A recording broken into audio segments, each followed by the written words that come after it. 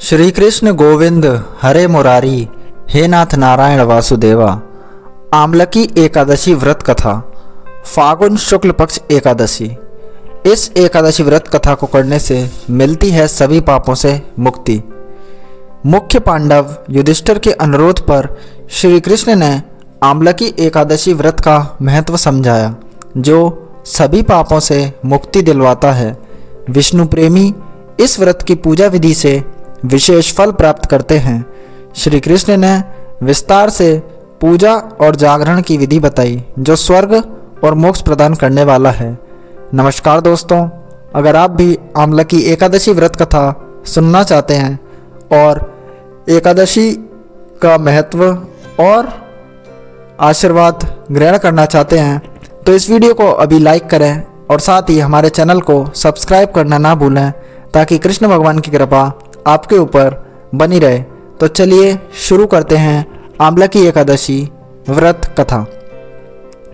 युधिष्ठिर ने श्री कृष्ण से फाल्गुन शुक्ल पक्ष की एकादशी का महत्व जानना चाहा। श्री कृष्ण ने राजा मानधाता और वशिष्ठ के संवाद के रूप में यह कथा सुनाई। इस एकादशी का नाम है आमलकी, जो विष्णु लोक की प्राप्ति कराती है। मानधाता ने वशिष्ठ से आमलकी वृक्ष की उत्पत्ति के बारे में पूछा। वशिष्ठ ने बताया कि भगवान विष्णु के मुख से एक चंद्रमा के समान कांतिमान बिंदु पृथ्वी पर गिरा। इस बिंदु से आमलकी वृक्ष उत्पन्न हुआ। यह सभी वृक्षों का मूल है और पापों का नाश करता है। इसी समय ब्रह्मा जी उत्पन्न हुए और उन्होंने सभी प्रजातियों की रचना की। देवता और ऋषि जब आमलकी वृक्ष के पास पहुँचे तो उन्हें आश्चर्य हुआ। वे इस वृक्ष को नहीं पहचानते थे। तब आकाशवाणी हुई कि यह आमलकी वृक्ष विष्णु को अति प्रिय है। इसके स्मरण से गोदान का फल मिलता है। स्पर्श से दोगुना और फल खाने से तिगुना पुण्य प्राप्त होता है। इसके मूल में विष्णु, ऊपर ब्रह्मा, स्कंद में रुद्र, शाखाओं में मुनि, टहनियों में देवता, पत्तों में वसु, फूलों में मरुदंड और फलों में सभी प्रजातियां निवास करती हैं। यह वृक्ष सर्वदेवमय है और विष्णु भक्तों के लिए पूजनीय है। दोस्तों, अगर आपको आमलकी वृक्ष के बारे में नहीं पता है तो ये आंवले का पेड़ होता है। आमलकी एकादशी को आंवला एकादशी भी कहते हैं। चलिए आगे की कथा सुनते हैं। ऋषियों ने आकाशवाणी करने वाले से उनकी पहचान पूछी। आकाशवाणी ने बताया कि वह स्वयं सनातन विष्णु है। यह सुनकर ऋषियों ने विष्णु की स्तुति की। उन्होंने कहा, संपूर्ण भूतों के आत्मभूत आत्मा एवं परमात्मा को नमस्कार। अपनी महिमा से कभी च्युत न होने वाले अच्युत को नित्य प्रणाम। अंतरहित परमेश्वर को बारंबार प्रणाम। दामोदर, कवि और यज्ञेश्वर को नमस्कार। मायाप्ते, आपको प्रणाम। आप विश्व के स्वामी हैं, आपको हमारा नमस्कार है। विष्णु प्रसन्न हुए और ऋषियों से वरदान मांगने को कहा। ऋषियों ने स्वर्ग और मोक्ष देने वाला व्रत मांगा। विष्णु ने बताया कि फाल्गुन शुक्ल पक्ष में पुष्य नक्षत्र युक्त द्वादशी को आमलकी एकादशी व्रत करना चाहिए। इस दिन आंवले के वृक्ष के पास रात्रि जागरण करने से सभी पापों से मुक्ति मिलती है और हजारों गायों के दान के बराबर फल प्राप्त होता है। ऋषियों ने व्रत की विधि पूछी। तब विष्णु भगवान ने बताया कि एकादशी के दिन सुबह दातुन करके संकल्प लेना चाहिए, हे पुंडरीकाक्ष, हे अच्युत, मैं एकादशी को निराहार रहकर दूसरे दिन भोजन करूंगा। आप मुझे शरण में रखें। इसके बाद पतित, चोर, पाखंडी, दुराचारी, मर्यादा भंग करने वाले और गुरुपतिनी गामी से बात नहीं करनी चाहिए। मन को वश में रखकर स्नान करना चाहिए। स्नान से पहले शरीर पर मिट्टी लगानी चाहिए। मिट्टी लगाने का क्या मंत्र है, क्या इसका विधान है, आइए जानते हैं। मिट्टी लगाने का मंत्र है, अश्वक्रांते रथ क्रांते विष्णु क्रांते वसुंधरे। मृत के हर में पापम जन्म कोष्ट्याम समर्जितम, अर्थात वसुंधरे तुम्हारे ऊपर अश्व और रथ चला करते हैं, तथा वामन अवतार के समय भगवान विष्णु ने भी तुम्हें अपने पैरों से नापा था। मृतिके, मैंने करोड़ों जन्मों में जो पाप किए हैं, मेरे उन सब पापों को हर लो। अब स्नान का मंत्र जानते हैं। स्नान का मंत्र है त्वं मातः सर्वभूतानां जीवनम तंतु रक्षकम स्वदेज्योतिजातिनां रसानां पतये नमः।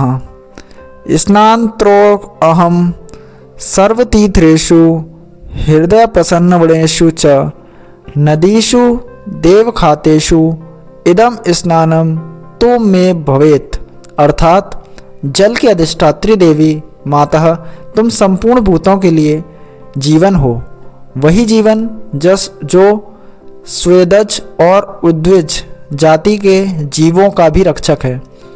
तुम रसों की स्वामिनी हो, तुम्हें नमस्कार। आज मैं संपूर्ण तीर्थों, कुंडों, झरनों, नदियों और देव संबंधी सरोवरों में स्नान कर चुका। मेरा यह स्नान उक्त सभी स्नानों का फल देने वाला हो। विद्वान व्यक्ति को परशुराम जी की सोने की प्रतिमा बनवानी चाहिए। भोजन के बाद घर आकर पूजा और हवन करना चाहिए। फिर सभी सामग्री लेकर आंवले के वृक्ष के पास जाना चाहिए। वहाँ वृक्ष के चारों ओर की जमीन साफ करनी चाहिए। शुद्ध भूमि में जल से भरे नए कलश की स्थापना करनी चाहिए। कलश में पंचामृत और सुगंध डालकर चंदन लगाना चाहिए। फूलों की माला पहनाकर धूप दीप जलाने चाहिए। पूजा के लिए नए छाता, जूता और वस्त्र भी रखने चाहिए। कलश के ऊपर एक पात्र रखकर उसमें लाजें भरनी चाहिए। फिर उस पर परशुराम जी की प्रतिमा स्थापित करनी चाहिए। विभिन्न मंत्रों से परशुराम जी के चरणों, घुटनों, जांघों, कमर, पेट, छाती, बाहों, गले, मुख, नाक, आँखों और माथे की पूजा करनी चाहिए। फिर फल से अर्घ देना चाहिए।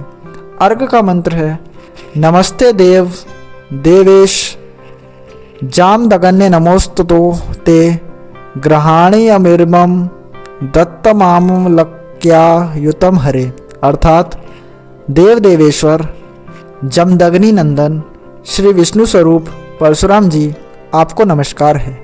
नमस्कार है। आंवले के फल के साथ दिया हुआ मेरा यह अर्घ ग्रहण कीजिए। फिर भक्तिपूर्वक जागरण करना चाहिए। नृत्य, संगीत, वाद्य, धार्मिक कथाओं से रात्रि बितानी चाहिए। सुबह श्री विष्णु के नाम का जप करते हुए आमलकी वृक्ष की 108 या 25 परिक्रमा करनी चाहिए। फिर आरती करनी चाहिए। ब्राह्मण को भोजन कराकर सभी सामग्री दान कर देनी चाहिए। आमलकी वृक्ष की परिक्रमा और स्पर्श करके स्नान करना चाहिए। फिर ब्राह्मणों को भोजन कराकर खुद भोजन करना चाहिए।